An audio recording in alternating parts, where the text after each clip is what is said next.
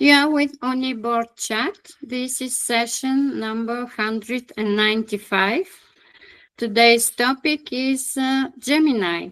This is a complicated topic and it cannot be exhausted, but to get us on track with a wonderful presentation, here is Bob Danley and our colleague Peggy. So we will first listen to the presentation and watch it, and then we will continue the conversation. Welcome, everyone. If you have questions, put them in the live chat and also below the video. We will answer. Thank you for being here. So, Bob, thank you for doing this presentation. Everyone is working with artificial intelligence already, no matter at work, on daily tasks. So I'm interested to learn what are the types, the categories, where to find it, cross devices. So many things to learn. Yeah, welcome everybody. This is, like Nina hinted, this is a humongous topic. But I want to start out with a little quote from one of the most successful business people on the planet. We're talking Mark Cuban. And Mark was recently quoted in Business Insider as, "I use AI daily for everything, from monitoring my health to writing code." So, folks, that's a strong hint that if you aren't using AI, you should be, because this guy is very successful. And for sure, that is, again, a hint that you should be doing it too. In fact, our little presentation today is going to be a catalyst of or talking points for not only for our chat session, but also to overview and familiarize you with Google AI tools, kind of why use them, that you could incorporate and profit by using in your daily personal doings and workflows, okay? So not only does Mark Cuban recognize the value of AI, but Google does too. This is a slide. Logan Kilpatrick, who's the head of AI Studio, informally, he's known as the face of Gemini. And he's been quoted as saying, "Our mandate is actually AI builders." That means people like you and me, that we need to basically get on the train to start writing code and build software using their AI tools. And he basically believes that this is all going to accelerate over the next few years. And the definition of a developer is changing because of vibe coding, which is basically you give Google or Gemini, text describing what you want, and that tool will create the code behind the scenes for whatever, your website or your application. And so they're trying to make it easier and easier. So you probably all, have had experience already with Gemini, and Google considers it the everyday AI tool. It's a powerful AI assistant. It excels at natural language understanding and creativity, interacts across text, images, and video modalities. It's integrated across various Google products, which is really a strength. And Gemini basically leverages other advanced capabilities or models. And this is really important. Model, whenever they use the word model, that means it's a trained AI program that has learned to perform specific tasks by analyzing data. And these models are designed to recognize patterns, make predictions, and or generate new content based on the information they've been trained on. So, again, it can be confusing because people use Gemini interchangeably over the vast swath of services or products that Google AI has produced, but it's usually it's Gemini as the center part, and then there are added capabilities. So, hey, this is Google's AI vision. They want to make AI available for everyone, everywhere, which is kind of cool. Laptops, smartphones, now even watches. They want to make AI so it's helpful for individuals, transformative for business, cutting edge research-wise, revolutionize customer and consumer experiences, and they want to make it seamlessly integrated with all AI products from the pocket to the cloud. So here's the Google AI ecosystem, okay? The very top box, basically, it's these products. There's 57 services or products organized under 3 broad categories. The top one shows the 3 broad categories: consumer oriented. The next one is Google Cloud and machine learning services. And the last one is AI and research. So the middle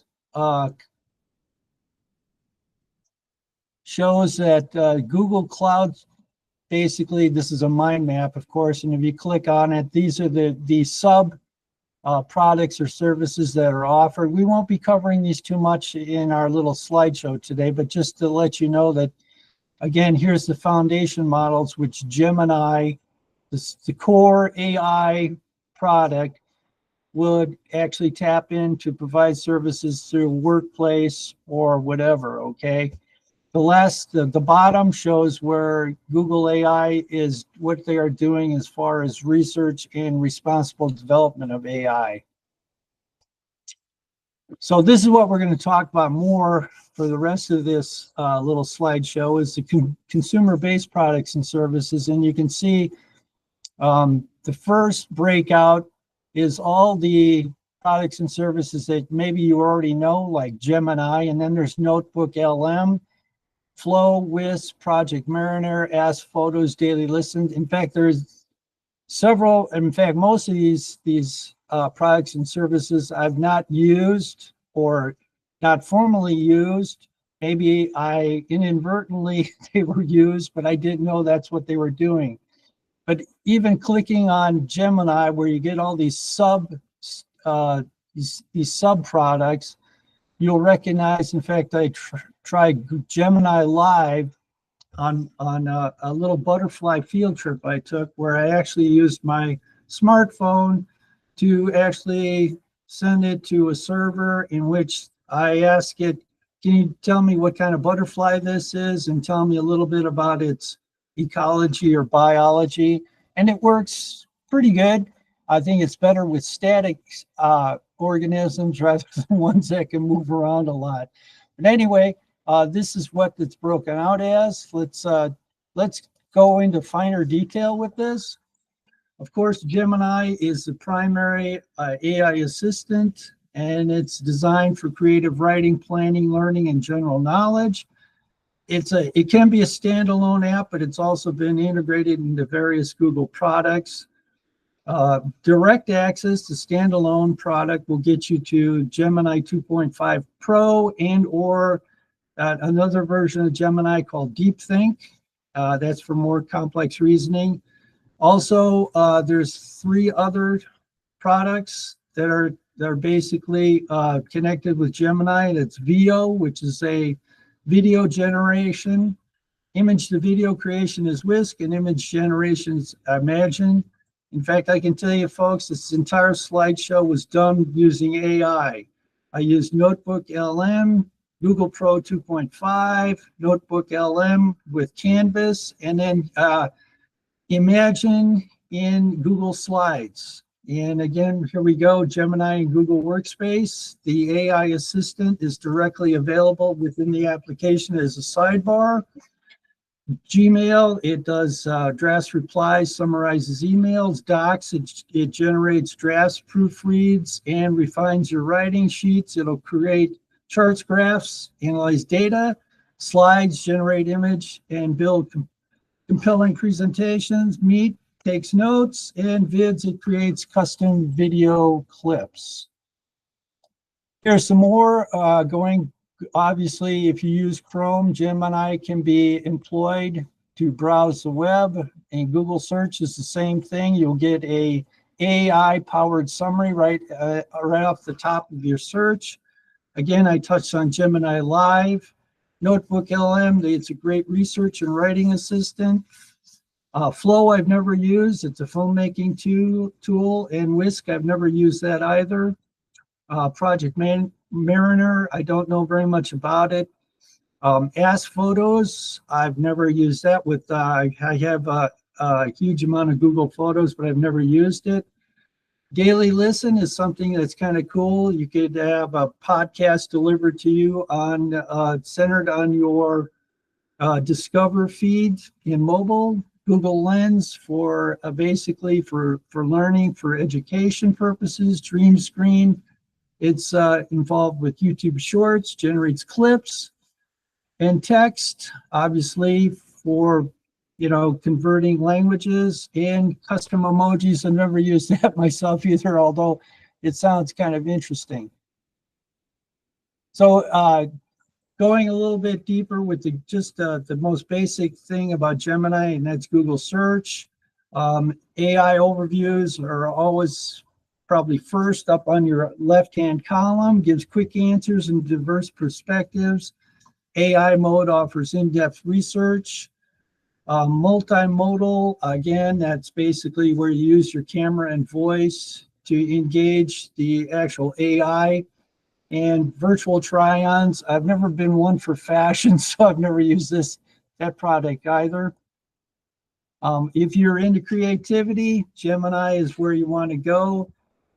You can use it with Google Photos. Notebook LM has extensive AI involvement. If you want still images or video, there's I don't know if I'm pronouncing this right. Imagine 4 and Veo 3. And then for folks that have Pixel products, that's available too. So the consumer AI, again, is powered by the cloud. Gemini models are basically, again, the center of AI, and then little pieces are added, models, and then that might change the name from, instead of just plain Gemini, to AI Studio or whatever. And you can see that Google Photos in your most basic application also involves artificial intelligence.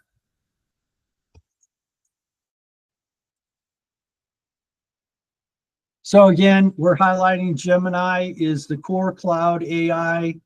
It's optimized for diverse use cases. Again, Gemini being the central part, and then pieces are added, models, which are trained on other specific tasks are added, and then therefore you have a different name that does different things. So that's one thing you really need to understand, that so you don't get totally confused about this. In fact, I used the other day Gemini in the sidebar and Google Slides, and I asked it to find the cheapest trip between Missoula, Montana and Chicago, Illinois, and I couldn't do it because, again, that actual piece of Gemini didn't have the capabilities to do it. I would have to fire up, Gemini Pro 2.5 or Google, I think it's called Google Flight. So just remember that some of these AI models can't do everything from different, types of Gemini. So these cloud foundation models are kind of they're a little bit out of my expertise.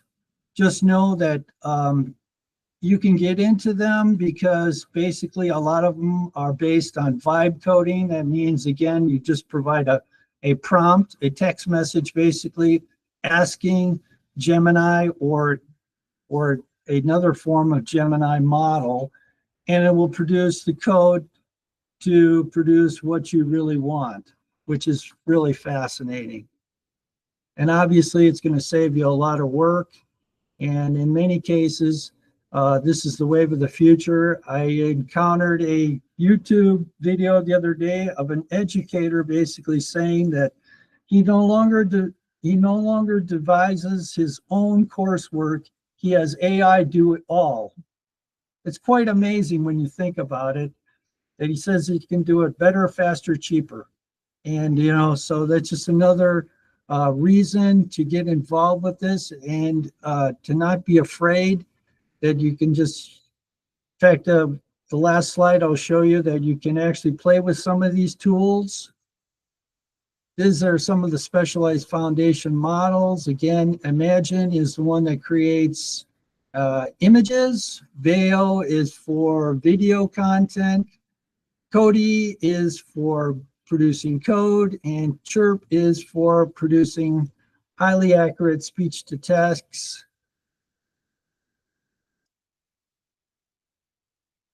Last but not least, or close to last, Google has a platform called Vertex AI.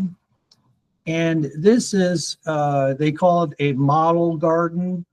In other words, what it does is it allows you to include other forms of AI from other basically companies creating AI code. So there's something called Google's first-party models, which basically includes Gemini, Imagine, VO, Cody, and Chirp. And then open models, which I can't exactly talk, I really don't understand quite what they mean, but it's Google's products. And then there's the third-party models, which is the most interesting thing, that you can actually import, AI from a different family, like a family called Claude, which is also AI, into trying to create an application, okay? Now here's probably the best part and the most important information I can give you today is Google has a website called Google Labs. And on this web page, it has a bunch of these AI tools that you can actually use. That's right. You can discover and try for yourself and get over the fear of, oh my God, this is AI, I need to know coding and all this. And in many cases, it might get you to relax, to engage your creative muscles, and start creating your own applications for whatever it is that you want to do, whether you want to create a spreadsheet to follow your workout regimen or follow your investments. It's really a cool place to go and try out. And if anything, you might just have fun until you want to dip your toe into the full-blown world of basically AI and creating applications that not only you can use, but others. So with that, we're going to open it up for some discussion. And again, we'll try to answer your questions. And okay, Nina. Thank you, Bob. That's awesome. So we cannot be lazy. There's so much we can accelerate doing. Anything you can think about completing a task that's long been procrastinated for some family tasks, for photo album, anything you can get AI help with so many tools. I personally did coding, vibe coding, and our next presentation is a use case how I coded a web application. So that will be interesting. It's amazing. I never imagined I would code, but I did. So it's exciting to enter a new skill and learn a little bit from that part. And I can't wait to finish also the next web app. So, appetite comes with food. I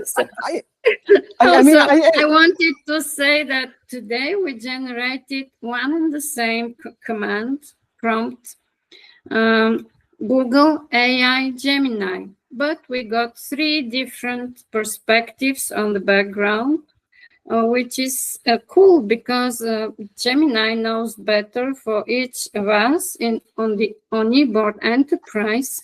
Each of us has different roles. So before, if we would give one prompt, it would generate very similar images. But this time is the first time they're so different. So I wanted to feature this prompt, how different we look today, even we get one prompt, each of us.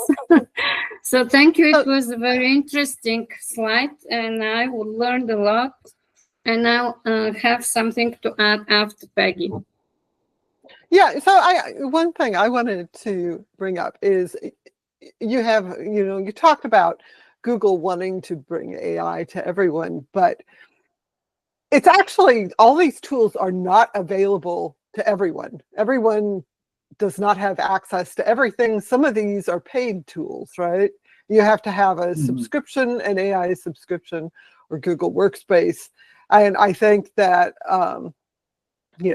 it can be frustrating sometimes to read about, oh, this is the latest AI feature in Google products, but actually, no, you don't have access to it because you have to be paying $20 a month or whatever it is. So do you guys have a sense of where Google is going with this? I mean, they want everybody to use it, but if you have to pay, a lot of people aren't going to use it. Yeah, the Google Labs, as Bob outlined, are a starting point for you to choose whether you need it, because before you cannot pay. And Google has all the trial. You can try for 14 days and see if you need that, and then cancel it. So sometimes my colleagues do a lot of the free trial for things they need to check, and they don't subscribe because actually they test it and see, oh no, it's not going to give me advantage for what I want to achieve. Or maybe even they sometimes just the opposite, they take the most advanced subscription because they see, oh, that's fantastic, I'm going to finish everything much faster. And here's the point I wanted to touch, Bob. For the vibe coding, it's you mentioned many times during the presentation too that it's changing the role of the developers. Last week, Reuters agency published a research that for some advanced developers, using AI slowed down their work by 19%. So it's not yet to the extent to replace tools for them, especially if they worked, say, 10 years in a very specific scientific field and they advance. It will take time for the AI to help them. So yeah, for them, the timing is not the best. So they say timing is not the only measurement for success for these advanced developers. They have more complex tasks than just cut the time. Yeah, I think that it's a really good point, and I think that there is a general concern that these AI tools, you can use them, you don't know how to do anything. And the problem is, of course, you don't learn how to do anything. When you're doing that, you just put it in, you get something out. And if you don't have the expertise, can you really go in and use that to learn how to do it, to take yourself to the next level? And I think that that's a question for education, probably. But I personally get kind of frustrated the way a lot of these tools are promoted. And I know that's marketing, but they're promoted as a replacement for learning anything. And I don't think they are. I think that they can really assist you if you're, getting started. But if you want to do something, and they're especially great if you want to do kind of one-off things and you don't want to take the time to spend years of training to do it. But if you want to do this something as your career, I think it can kind of be a hindrance, and I feel like it kind of compares to doing art, where they talk about Picasso, right? Picasso did these, wild artists, but he knew the basics. He could do drawing, figure drawing. He had to learn all the basics first to jump to the next thing. And I'm just hoping that some people aren't going to take these AI tools and use it as a reason not to learn the basics when they need to do it, because they're certainly not there yet, especially like writing. For the kind of writing that I do, I tried AI generation and it's just bad. And it takes it's a certain style of writing. It's not my style of writing. If you want to develop your own style of writing, then don't just rely on generation. I tried it in Bulgarian for a social media post, and it was fascinating. It was so good. It was just like poetry. So interesting though, Nina, though, because these models, oh my God. Think about it, the models are trained on public data. Social media posts are a lot of that data. So it's probably going to do really good making social media posts, but writing a sort of technical essay or something like that, anything that's not, there wasn't so much public data, it isn't going to be as good at doing that. So yeah, I agree. Yeah. So Bob, what is your take on the speed of implementation now that everyone can I just think it just seems to me like this is a snowball going downhill. It's picking up speed, it's getting bigger every day. And you guys did outline, the pitfalls or the caveats that are connected with AI. I think, though, it's like anything else. In fact, in many cases, an expression in education is learn by doing. And, for sure, if you, in today's world, you're pulled in a million directions, and, the idea of a one-off or whatever, it's an entrance into creating something that you are interested in doing. And it's an initial attempt at trying to go somewhere else that you've never done before. And that is really scary. And this AI tool, for all of its failings, does provide you with some, successes. And I'm trying to go there because I think, in fact, when I did the slideshow, I had Gemini Pro 2.5 basically give me an outline, okay? And then I imported that into Notebook, and I said, Notebook, hey man, I want you to put this in, create an outline that will work in a slideshow. So you have to use a sub app called Canvas. And what Canvas did is basically created the slideshow for me, but it took some liberties and took out a lot of specifics and made the slideshow really all about generalities, where I wanted to get a little bit more specific, like what does Flow do, or what does Google Photos, and instead of using flowery language, and I guess that is a perfect example that, in many cases, what's produced is not exactly what you want. And so it still requires you to think and then have to go in and redo the prompt or whatever, or take what they gave you and then edit it.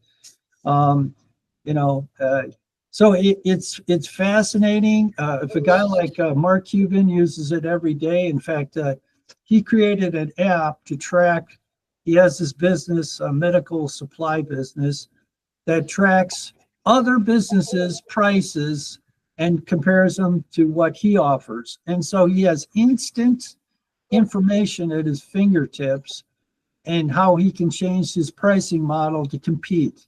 It's incredible. His own little app. He did it himself, for God's sakes. He didn't rely on anybody in his whatever. I'm sure that he has all sorts of people working for him. but that's pretty fascinating. So Absolutely, yeah. I'm using Gemini with Workspace, also for my work, and here OnEBoard Enterprise account. It's in Gmail. It's Docs, Slides, as you covered it, and we've been using it 1 year already for what we do with our presentations. It's accelerating. I'm happy to hear that you use the combination of tools. That's the essence of AI. It's not just one. It's not just ChatGPT. It's not just one Gemini.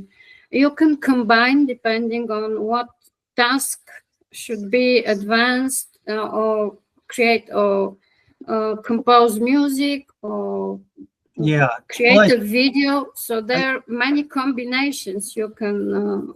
In fact, that was the most confusing thing to me, is that, with Google offering all these things, you have to kind of dig and find out what their strengths are for each one, so that, maybe I shouldn't have used Canvas.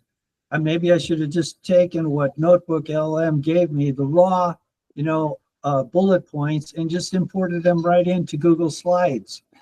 And, so there's so many things, There's a lot to learn. At school, I had to do the mathematics, and I went to Olympic competitions. I remember you could receive the same result of a mathematical task in 10 ways. That was, we often forget that there's not one strict perfection line from A to B. You can choose whatever suits you. You have also fun. You have different solutions. The result is the same. So we are free to be creative, like, Gemini did this background. Yeah, I think, Bob, you made a really good point when you were talking about how many of these tools are specialized for the particular Google service they're integrated into. So if you're in Google Slides and you access Gemini in the sidebar, it's not going to do everything that the Gemini app does. It's going to be focused. Yes. And that makes a lot of sense, because there are special tools, certain tools you're only using. So for example, the YouTube has a whole array of different AI features, and they're all very specialized. So designed specifically for use in, summarizing comments, talking, it does video, you can ask questions about videos, you can use Dream Screen and generate video clips or images or music or all these things. So just looking at all this, I think you talk about it being confusing, and I think that's all on Google, and I think it's partially intentional, right? So much of this is marketing, and they just talk about AI. Yeah.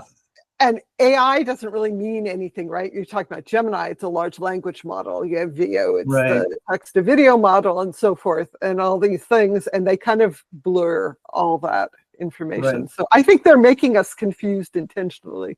Well, I think you're right. In fact, in many cases, you need a glossary to start out with, because they use words like model or version or modalities. What does this all mean? Or like large language model. What is not a large language model?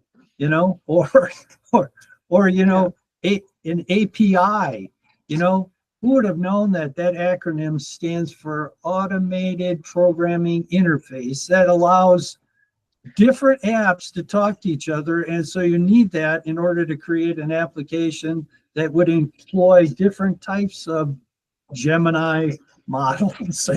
So that will be next time. The presentation I'm working, and we are going to share with you next time is about web app deployment, because we first started by master your visuals. We clustered the information.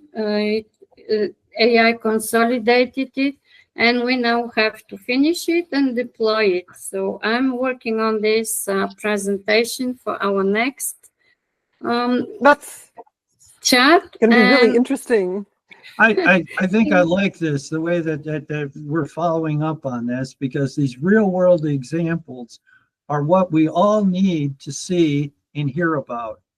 And you know, again, we need to have people dip their toe into the water. Maybe it's not for everybody, but it seems to me like society as a whole is going this way, and that I think it's better to get on that train than not. You know? Yeah, of course. Peggy, do we have any questions, or should we? It's already after the time. Now, I want to say hello to Bridget, who's in the live chat. Thank you for joining us today. If anyone else is here and has a question, please post in the live chat, and I'm keeping an eye on that. I think, you know, my guess is what Google wants to do is ultimately integrate these tools in so smoothly that you're not even thinking about them, right? So you don't need to know the terminology. You don't need to do anything. You just kind of use them. But we're not there yet. Right. Because there are limitations and it is confusing. And it is, for me personally, a little frustrating how some of these tools are being kind of aggressively pushed. You know, I went to Google search and it was like, I got this giant pop-up. You should use AI mode.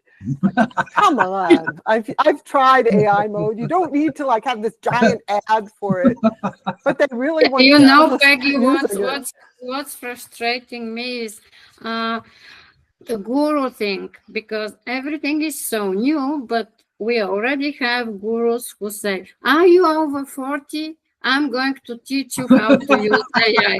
What does it matter? You didn't learn it before that, even if you are 20. Yeah, you know, the people who are out there who are good at scrambling and getting on every new trend to make their own money. Yeah. You know, they push all these things, and I think I get upset because I think it's some of these guru types who are really are making people unhappy about generative AI because they're saying things, oh, AI is going to replace all your employees. AI is going to make it so that nobody writes a novel, nobody paints a picture. None of that stuff is true, but that's what they're pushing because they want to sell you some sort of consulting kind of thing. And actually, the AI tools are really fascinating. So follow the presentation and try the tools you get for free with Google Labs or Google application on your phone. And thank you for watching. We will be together next Sunday to see how it goes with web coding and web app deployment. Thank you for being here. Thank you, Bob. Thank you, Peggy. Thank you. Thank you. Have a good day, everybody.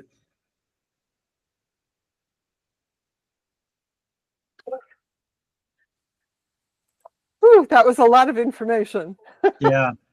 Yeah, it was, yeah.